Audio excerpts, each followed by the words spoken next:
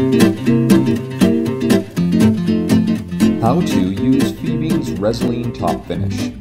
This is a demonstration for the proper application of Fiebings acrylic Resolene, which produces a medium to high gloss finish that is flexible, durable, and water resistant. It is ideal for dyed, antiqued, or polished leathers.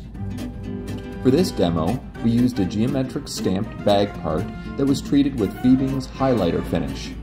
We let the leather completely dry after applying the highlighter, and then we took a piece of sheep wool to buff it up in preparation for applying the Resolene top finish.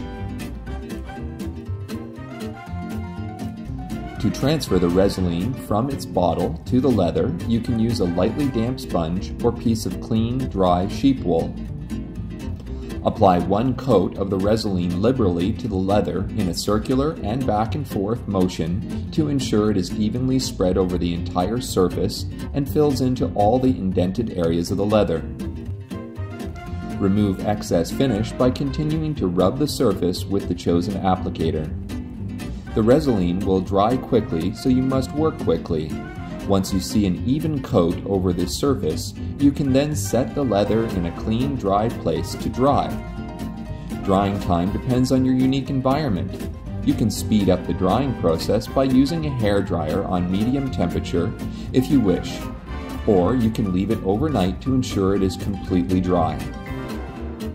The final step is buffing the entire surface of the leather with a new clean, dry piece of sheep wool or soft cloth. Rub the surface until you get your desired medium to high gloss. That is how you properly use Fiebings Resolene Top Finish.